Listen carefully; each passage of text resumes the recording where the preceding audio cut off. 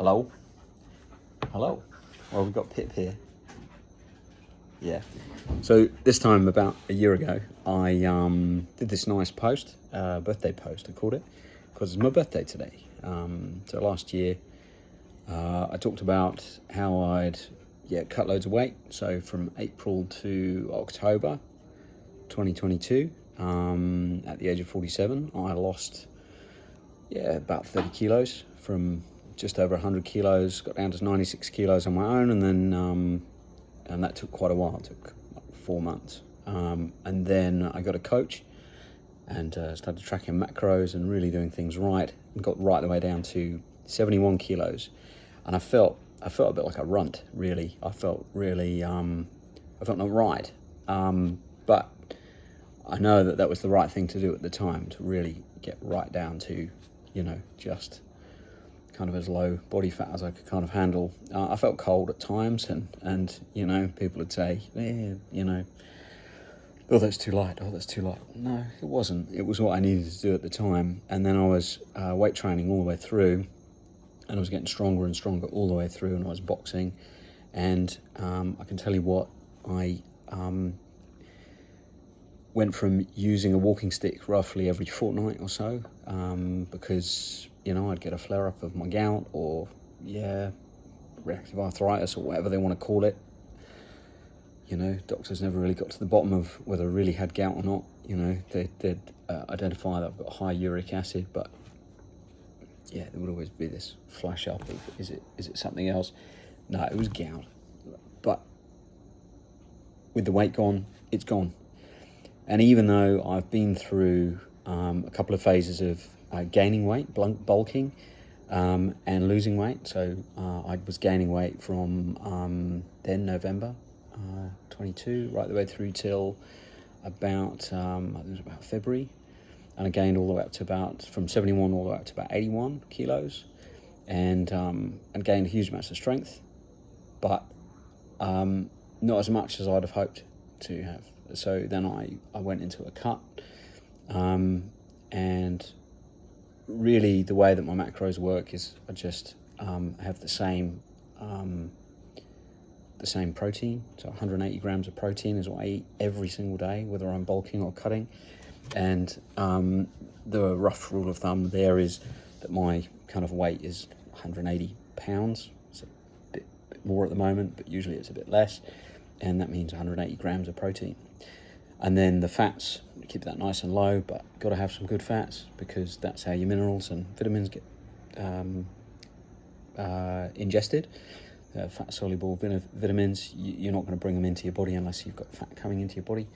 So I have cream and butter and milk. I still love milk. And then carbs, keep my carbs quite low. So at the moment I'm supposed to be cutting, and birthday has been a bit hard. Had some yummy food today. Sorry, Josh. And so I'm supposed to be on 100 grams of carbs a day and 40 grams of fat. So that's, programmed into MyFitnessPal, track all the food, work out whether I can have it or not, have it. There's a few particular things that I like to eat that really, don't have a lot of calories, and they match the protein or whatever. So mixing high protein yogurts, so a couple of different kinds, vanilla one and a strawberry one, and I mix that with frozen raspberries, which are quite cheap, and put that in there, maybe a bit of creatine or even a protein powder or whatever, mix it up, put in some water if I have to, and that, you can make 200 grams of each of the things, 200 grams each of the yogurts, and then 100 grams of the raspberry, and it's like half a kilo of food, and it really isn't much in terms of calories. It really is. It's good, satisfying as well, especially when it's like really cold because of the frozen raspberries. Really good. Anyway, so this video's getting really long, but the thing is, I kind of realised that this is when my brother died. I really realised, and it really starkly hit me, that yet another family member had died at the hands of the NHS. And when I saw what seemed to be that they kind of pre-decided who was at fault for him dying, and it definitely wasn't the doctors, definitely wasn't the senior people, definitely wasn't the people that decided that giving a thrombotic jab to somebody who'd had strokes. You know, that seems like an obvious issue to me, but, you know, asking that question has caused some issues for me, and probably raised some issues now for just publishing that, you know, just saying on here, but don't really care, because ultimately what I've really hit now, and I'm very happy with, is that my health is my problem. Your health is your problem. If you want to be healthy, don't go to the fucking doctor. If you want to know how to be healthy, you need to find somebody who can tell you what you should and shouldn't eat. And there are plenty of good people out there sharing some very good information. And my rough rule of thumb is, if my grandfather wouldn't have eaten it, then I won't bloody eat it. And why is that? Well, because he was only eating stuff that his grandfather would have eaten, or his grandfather before him. So I've actually cut out seed oils completely. And whenever I have food that has seed oils in it, I can tell, because it doesn't taste right. It doesn't taste right. Something's wrong with it. And you can say, well, yeah, but the evidence is that polyunsaturated fats is better than the saturated fats and whatever. Yeah, no, I don't believe you. I think money has become such a big part of food and healthcare that healthcare isn't about health. Healthcare is about sales and marketing. And as a marketer, I know that money really talks. You know, if the lead generation and the money is pointing in one direction, then that's where the product goes. That's where the sales go. That's where the opportunity goes. You know, and it may well be our own, like a feedback loop. And in 50 years' time, maybe people will look at this and say it's a feedback loop of our food has become so addictive. You know, like I could eat 300-400 grams of chips, like 2 big bags of Doritos chips. I love them, absolutely love them. But that's weird. How is my body not satiated? How is my body thinking, oh, I need more of this sugar and this corn and this starch? And how do how are you not satisfied by eating that crap? There's something wrong with it. And whether it's deliberately engineered by these people to be that way, yeah, maybe not. Maybe it's just through trial and error that we've got to this point where the food is more-ish and not really satisfying, or satisfying enough, you know, like having a Chinese meal. You know, you feel super full and then not so much, you know? Anyway, so that's my kind of birthday thing this year, is I want people to really think that health is your fucking problem. You need to fix your health. And it is selfish. You need to be selfish with your health and your life. Because if you want to be around in 20 years' time, 30 years' time, you know, I'm 50 in 2 years' time, and my goal is to be 80 kilograms. So the weight I am today is 80 kilograms. Well, a little bit more, but I'm supposed to be less. And I've got a way to do that. I know how to get down. I know how to lose 1 kilo a week now. 1.5 kilos if I really work hard. But I'm working on this house. We bought a house, and I'm, you know, digging. So my excuse is that I'm doing more and more activity right now. I'm averaging about 15 to 20,000 steps a day equivalent. And those steps aren't really steps. They are shoveling dirt. That's the thing. Like every day I'm shoveling. Yeah, that's, you know, I'm doing the thing. I'm doing lots of stuff. So there's a reason I'm kind of okay at the moment. I've been heavier than I should be. But I've got a way of getting down. Now, if you build up the skill to lose some weight and to do it consistently and to stimulate your muscles and learn how to weightlift, learn how to stimulate your muscles to, you know, give you feedback or give your body some hormones, give your body some kind of energy. Like I've felt so energized now. Like I'll go and do a workout and I'm not tired afterwards. I'm rearing to go for work, and my work is better than ever. And not only that, it's like, you know, went to Chiang Mai to like an SEO conference just recently. We took the kids, you know, it was intense. Like, Ben 3 years ago would have been exhausted by the whole idea of it, let alone actually flipping doing it. But it did it, and it was fantastic. Really fantastic. And we met so many more awesome people, and there's so much good stuff over there, you know. But the whole thing about it is that you have to be in charge of your own health, and you have to realise that there's so much good information out there, so much good information, and just listening to your doctor is a probably bad idea. Yeah, of course, I'm not a doctor. Don't go and do something dangerous. And, you know, my own father died at 37 of a heart attack, and it seems, you know, the stories of how he died, pretty apparent to me that he over-exerted himself on the day that he died. He hadn't exercised for years, really, and he rode his bike to work, and he'd forgotten his stuff, and then he rode all the way home, and, you know, then he must have been in a rush. Like, if I had have ridden all the way to work and then forgotten my stuff and then ridden home and then ridden, you know, you'd be in a panic, you'd be on edge, you'd be, you know, maybe you'd over-exert yourself. Yeah, you're in charge of your own health, but you need to take care. Like, I wear this Apple Watch now. I'm not happy with Apple at the moment, but it's good. You know, I get data all the time on my phone. I get to see what I'm up to. I get to see what my heart rate's at. I get some update about whether I'm in zone 2 or zone 3 or whatever. I take the dogs for a walk. Still there, Pip? Pip? She's looking for possums. Yeah, and it's been a really good year. Really awesome. And I finally got back on the property ladder. So, you know, there's a long story there about why would we buy such a shit house. I mean, you know, it's like the worst house in a pretty good suburb. Why would we do that? Well, it's the only way back on the property ladder. And, you know, ultimately, it's our version of a renter's revolt. We can't keep putting up with incompetent landlords. We can't keep doing it. You know, we've got a family, the 6 of us.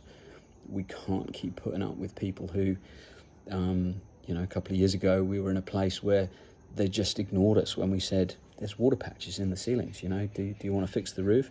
No, shut up, stop complaining, shut up, whatever, okay, fine. And then there's a big downpour, February 21, and we had water coming in through the office, went on our computers, went on all through the lounge room, even the ceiling came down in the lounge room, and, you know, we're just expected to wear it, you know, massive cost of having to move a 6-bedroom house, and all of us, and renting, like, it's just stupid. Like, if it was convenient, and if they actually, you know, we moved here, and they said to us, we met the landlord, and he said, treat it as if it's your place, you know, tell us what the issues are, and we'll get them fixed, you know. And the real estate agent obviously lied about a whole bunch of stuff before we moved here, and we said to them, you know, these are problems. They even gave us a whole handful of keys, you know, 17 keys, and we couldn't actually lock the house when we first moved here, so we paid for a locksmith to come and sort everything out. And that set us on a, you know, collision course with a real estate agent, because their thing is that their whole mantra is yield, rental yield, you know. So they want to maximise the revenue, charging us rent, and minimising outlay. That's okay. Like, we understand that's their job. But the problem is, if they're minimising outlay, then they're not taking care of what actually has to be taken care of. And now we're in the position where they won't renew the rent. So why we had to start looking for somewhere to live, looking for a rental maybe initially, but, you know, started looking for somewhere to buy, because we've been saving like hell for, you know, 5 or 6 years. But the big issue there is that, you know, we live next to the bushland, right next to the bushland, and they haven't done a termite inspection and a termite thing, and, you know, nothing to do with termites for years. And so they're surprised when the pest guy comes to just do an ordinary kind of pest inspection and pest, you know, treatment, which is in the contract. We have to do it every 12 months, whatever. So, you know, we had it done. And then they seem to be pissed off with us that our pest guy had found termites. I mean, like, wouldn't you be grateful that you didn't have to pay for the termites to be found, you know, and now you know they're there. At least you can start dealing with them before you. No, but you know, they're pissed off because I guess it hits their bottom line, it hits that yield number. And so, you know, it reminded me of Charlie Munger, who's just died. You know, the what's the incentive? Yeah, show me the incentive and I'll show you the outcome. Well, the incentive for the rental market here in Australia is get the rental yield as high as it can be. Now, the outcome is that the rentals are very, very poor quality, even at the top end or the mid end of the market, you know, talking, you know, anywhere from $800 to maybe $1,500 a week in rent, which, all right, in pounds, maybe not all that flash, but it's not cheap. And yeah, shit. It's just shit. But yeah, there's no point complaining about it. It is just what it is, and we have to live with it. But the big thing that's happened this year, and I know it's a fucking long video, sorry. The big thing that's happened this year is I've decided really to start speaking a little bit more about the woke shit that's going on. And the main thing about that, and you know, some people, particularly in the SEO world, might have seen that I got a bit shirty with some people about some bullshit woke stuff about Chiang Mai SEO, you know, saying there weren't enough Asian SEOs at the Asian SEO conference. Well, hang on a minute. It's like world-leading SEOs at a world-leading SEO conference. It is in Asia, but yeah, anyway, we won't jump into that right now. But the woke thing, is that we had some issues with one of the kids, and, you know, surrounded by all this woke bullshit at school. You know, you're a teenage girl, your body's changing, it's normal that you feel uncomfortable in your own body, but you go and get a psychologist, and a psychologist who's back and forward to the States, getting trained, and then suddenly there's talk of, oh, maybe you're not in the right body, and fuck, no fucking way. Oh, you shouldn't live with your father anymore because your father is, you know, toxic.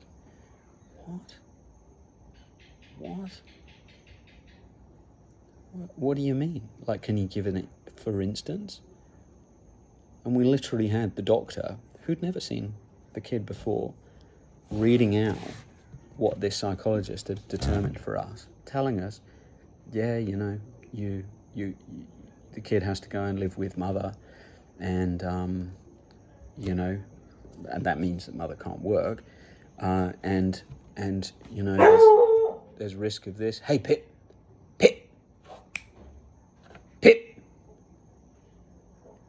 Yeah, there's risk of self-harm and, you know, more maybe. And I said, well, hang on a minute. You know, you don't know us from a bar of soap, and you're a representative of the state writing down, or you're telling us what we've got to do with our lives, and you don't know us, you don't know the background here. Nobody's, you know, this psychologist wouldn't even say hello to me. Like, I took her along to the appointments, and the psychologist won't even acknowledge me, really, you know, apart from take my money. What? This is bizarre, just bizarre. It's like the whole, you know, toxic masculinity taken to the nth degree. So, you know, we found another psychologist, a family-inclusive psychologist, who actually understood that we're a family and we have issues as a family. Like, we do. Everybody does, you know. But, you know, being told by the GP that, you know, this is what you must do. Well, okay, I want it in writing. I want you to write down on the file that you're telling us that this is what you're deciding because you think of self-harm and more. And if self-harm and more happen, that you'll acknowledge that maybe you're on the wrong flipping path. Or, well, I don't know what you're saying there. Well, what I'm saying is you might be flipping wrong. You might actually find that the most stable and best place for her to be is with father. Yeah. And mother as well. You know? Just the idea of this shit. It just, you know, and there's no way to flip in, step it up and say, this is wrong. This is wrong. What are you doing? Of course the teenage girl has, you know, mixed emotions about her changing body, and I don't feel like I'm in my body anymore, you know? Hello, Pippi. Well, Pippi's not changing. Just right here. Come here, Pip. Up. Yeah, there we go. Good old Pippi. Yeah. So we've overcome quite a bit this year. And I still think fatherhood is extremely underrated. Underrated, totally. And I still think it's one of the most valuable things that we've got in our entire society. So if you're a dad, if you're struggling to see your kids or you haven't seen your kids, I'm on your side. I think you need to stick in there, and I think everybody needs to think of you and give you a shot. And the mums who exclude their kids from their dads, you've got a problem, and you need to look at yourselves, because, you know, you can come up with bullshit reasons. You can come up with all sorts of reasons. It's wrong. You know it's wrong. Deep down, you know it's wrong. Your kid needs a father. Yeah. So my goal is to keep on doing this health thing. Get my fitness as bloody good as it can be. Get the cardio up. Get body fat percentage down. Get to be 80 kilos by 50. So I've got 2 more years to go. And yeah, at a lower body fat percentage. So yeah, probably like 15-16% body fat at the moment. But I'd like to get that to more like 12 maybe.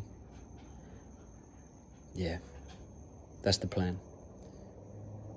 And what I've learned through doing all this fitness stuff is that the action is far more important than the big flipping goals.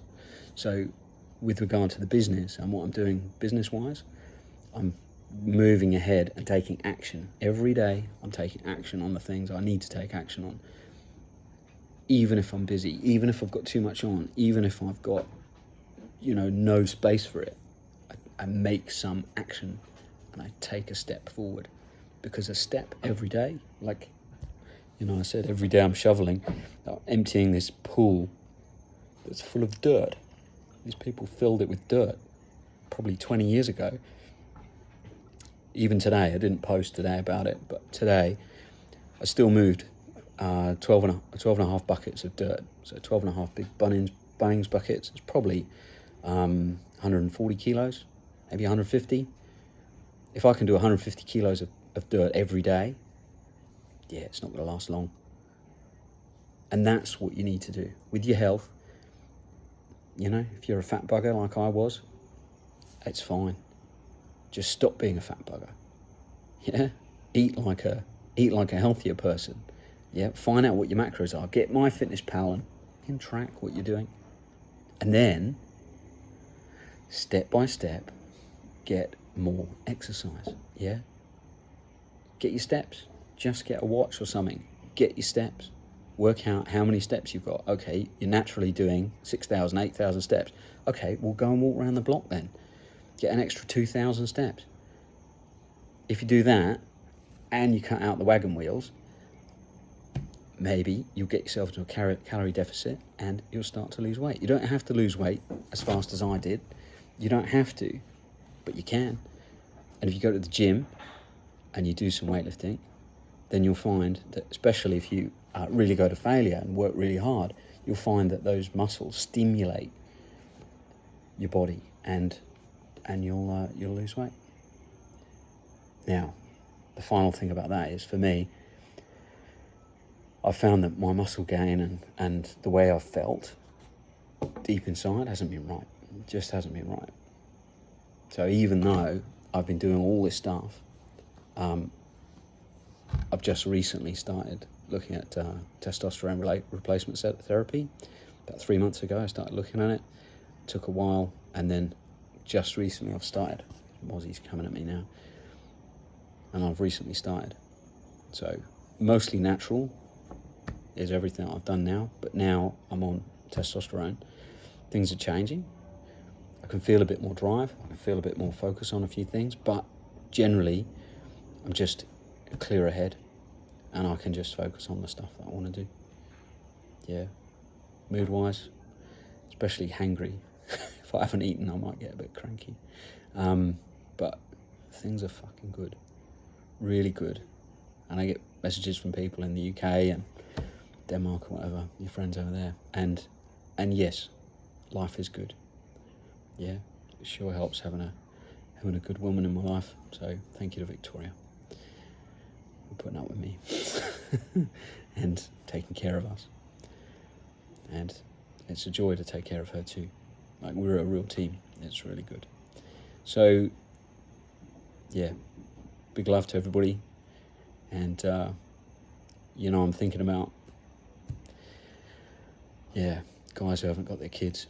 You know you are. And I'm not religious, but if I was, I'd be praying for you. And I'm thinking that needs to be fixed. So yeah, happy birthday, Ben. Okay, that's enough now. Bye-bye.